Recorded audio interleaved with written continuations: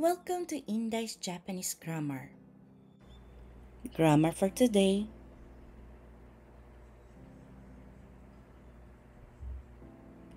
Level N3. So guys, go na po tayo sa last grammar po natin. Ito po ay ni oite. Ni oite. Osaka ni oite. Hi. So, sa Tagalog, ang katumbas niya po is sa. Sa blah blah blah. So, dito, Osaka ni oite. Ibig ko sabihin, sa Osaka. Hi, ang conjugation niya po, noun ni oite. Ano po? At ang grammar po na ito, ginagamit para ipahiwatig ang lugar, oras, at sitwasyon. Ano po? Ito ay formal form ng nani-nani de. Nani-nani de. Hi. At ginagamit sa thesis, balita, at talumpati. Talumpati guys, speech po siya sa English po. Ano po? Hi. So, formal form po ito ng nani-nani de. Tatoeba, kanina, Osaka ni oite. Maaari po siyang gawin Osaka de. Sa Osaka. Pinalitan lang po yung de ng ni oite. Kasi mas formal po ang ni oite kesa po sa de. Ano po? Hi, pero parehas po siya sa Tagalog sa. Ano po? Hi, so go po tayo sa example sentence po natin dito. So go po tayo kay Piki, samari po kayo ulit mag-recite. Ay, okay po. Yoroshiku onegaishimasu. Hi. Hi. So palakihin po natin. Salamat. Ano po natin, kaigyo po natin para mas maintindihan. Hi. Osaka ni oite. Anto.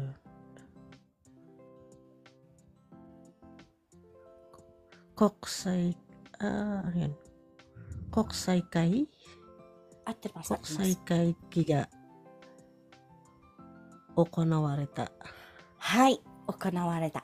大阪において、失礼いたしました。大阪において、国際会議が行われた。Yung Osaka ni oite, sa Osaka po. Ano po? Hay, yung 行われた, hindi po ito ibig sabihin pong pumunta doon.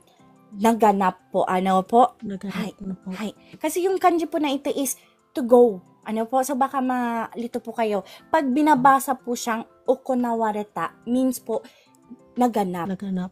Ha, yun po ang meaning po nun. So, ano po ang pikay-sang ang kokusai? Kokusai is foreign.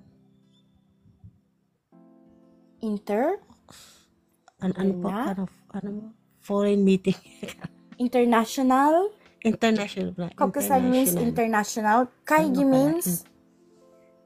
Ito yan. Nabanggit nyo na po. Meeting po. Meeting. So, ibig po sabihin, international meeting. Ibig po sabihin, naganap ang international, ang pagpupulong, ang pangdaigdigang pagpupulong sa Osaka. Wow! Dinaig niyo pa ako! International ginamit ko dyan eh. Wow! Tagalog na Tagalog. Sagoy. Medyo sagoy. Sumakit ang ulo ko sa sobrang tuwa. Alam niyo po yung umakyat yung dugo ko sa sobrang tuwa. Ang galing!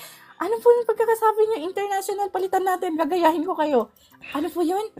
Pandaigdig. Naganap ang pandaigdigang pagpupulong. Wow, nakaka-amaze. Pandaigdigang pagpupulong. Pandaigdigang. Sa Osaka. Pagpupulong sa Osaka. Perfect po, PK-san. Sugoy! 師匠と呼ばせていただきたい。師匠と呼ばせていただきたい。ありがとうございます。So, guys, tingnan po natin yung pagkaka-translate ni PK-san word by word po. Ano po? Osaka means Osaka. Ni oite means napakasimple, sa. Kokusai means pandaigdigan. Hay, kaigi means pagpupulong. Hay, okonawareta means naganap.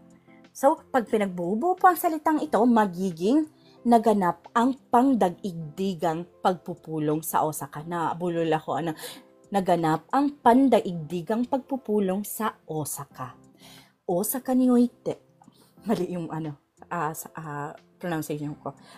Osaka ni oite, 国際会議が okonawareta. Yun po siya. Ang galing, Piki-san, arigato! Ang ganda, talagang ano Tagalog ng Tagalog. Oh, sulit na sulit. Arigato ne, Piki-san. Maraming salamat po. So, meron pa po tayong isa. Hai. Ganito lang po siya. Nagaishimasu, Piki-san.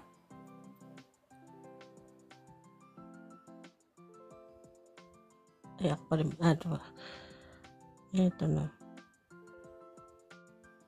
結果はホームページに置いて。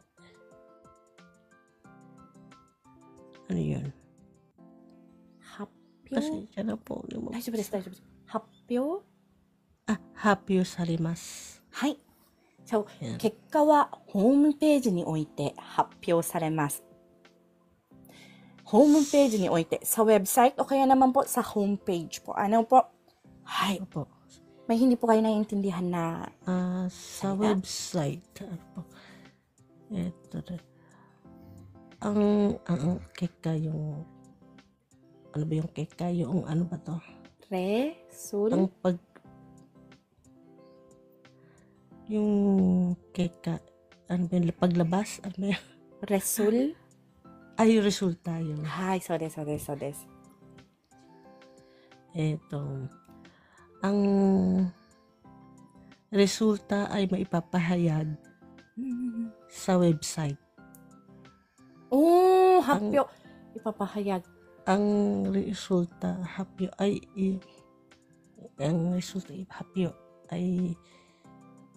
ano ba yung hapyo? Ipapalabas. Ipapalabas. Or tulad po ng sinabi niyo po, ipapahayag. Ipapahayag. Ang resulta ipapahayag sa website. Hay, ang galing na naman. Ipapahayag. Arigatou gozaimasu. Galing. Sugoi. Mecha sugoi. Ilalahad ang ginamit ko. Ipapahayag na lang po. Pakita natin. Ipapahayag. Ginaya si PK-san. Arigatou, PK-san. So guys, tingnan po natin yung pagkaka-translate ni PK-san po. Ano po? Word by word. Hay. 結果は ang resulta. ホームページに sa website. ホームページに置いてね。ホームページに置いて sa website. 発表 ipapahayag されます。So, ginawa po ng verb ng saremas ang hapyo. Kasi kung hapyo lang po, isa po siyang noun. So, pahayag lang po siya. Kaso, nagkaroon po ng saremas, so naging verb po ang hapyo. Naging ipapahayag. Ano po? Hay. So, pag pinagdikit-dikit po ang salitang yan, magiging ipapahayag ang resulta sa website. 結果はホームページにおいて発表されます。Ito po ay cut out from our free entry lesson class. Sa taong 2025, may free entry lesson class po tayo tuwing MWF at 8 p.m. Japan time. Minsan, may extra class po tayo ng Saturday. At kapag meron, ay aking ina-announce ng umaga ng Sabado. Para po sa gustong sumali, please follow me and stalk me sa araw na aking nabanggit. Thank you for watching and please continue supporting me, follow me, and share my videos for more contents. Maraming salamat po. Hanggang sa muli.